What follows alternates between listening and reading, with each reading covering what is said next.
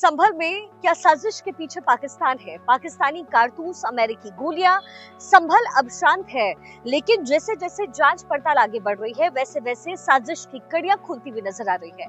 और संभल से जो सबसे ताजा रिपोर्ट सामने आई वो एक बार फिर से कहती है कि कैसे पाकिस्तान हमारे देश को सुलगाने की साजिश रच रहा है। बिल्कुल सही सुन रहे हैं आप। अपने उत्तर प्रदेश में संभल में हैरान करने वाला खुलासा सामने आया। संभल हिंसा में घटना स्थल से पाकिस्तानी कारतूस बरामद हुए। यहां से पाकिस्तान ऑर्डिनेंस फैक्ट्री की गोली बरामद हुई। अब इस मामले को की जो गंभीरता है आप ऐसे समझिए कि पाकिस्तानी कनेक्शन होने की संभावनाओं को देखते हुए एसपी ने कहा है कि एनआईए की तरफ से इसकी जांच पड़ताल की जाएगी। संभल में जांच के दौरान हिंसा के इन इलाकों में नाली और सड़क किनारे POF लिखे हुए कारतूस मिले। पुलिस सूत्र कह रहे हैं कि हिंसा के दौरान ये जो कारतूस है पुलिस पर चलाए गए।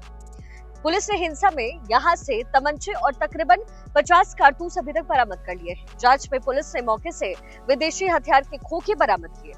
खोखे में मेड इन US लिखा हुआ पाया गया।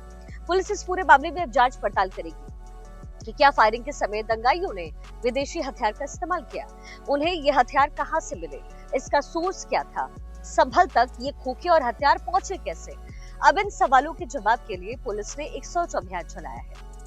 पुलिस को यहां से 3 बुलेट सेल मिले हैं। मस्जिद के सामने वाली सड़क के पास तीनों ही नाली से पाए गए हैं। ऐसे में कई सवाल उठ रहे हैं कि क्या इन्हें जानबूझकर नाली में फेंका गया या फिर हिंसा के दौरान ये गलती से गिरे। क्या दंगाइयों ने सबूत मिटाने के लिए नाली में से डाला। पुलिस कई पहलू के जरिए इस पर जांच कर रही है। संभल मामले में फिलहाल न्यायिक जांच चल रही है और इसके लिए 3 सदस्यीय टीम का गठन हुआ।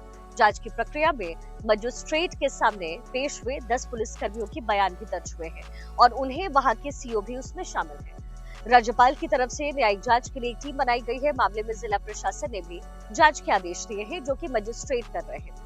एक जांच राज्य सरकार की तरफ से बनाई गई जुडिशियल कमीशन को दी गई है।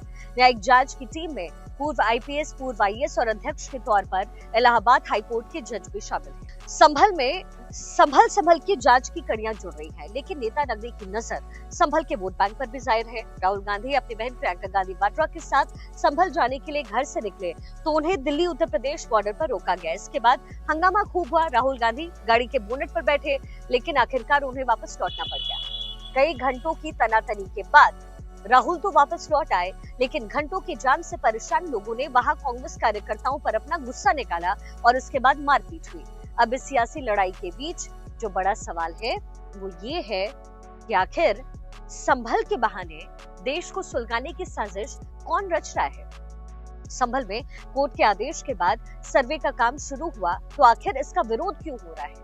क्या संभल में पत्थरबाजी करने वाले और पत्थरबाजों का बचाव करने वालों को देश की अदालत पर, देश के न्यायिक सिस्टम पर भरोसा नहीं है। और उससे भी बड़ी बात यह है कि जब संभल में अब शांति बहाल हो चुकी है तो फिर नेताओं के वहां जाने से आखिर मिलेगा क्या। जब से ही मस्जिद को खोदकर सर्वे की बात सामने आई उसके बाद से संभल पूरी तरीके से डिस्टर्ब नजर आ रहा है और उस डिस्टर्बेंस के साथ साथ जो राजनीतिक गलियारे हैं उसमें भी ये डिस्टर्बेंस घूम रहे हैं, जिसकी वजह से पूरा देश इस समय अस्थिर हो रहा है।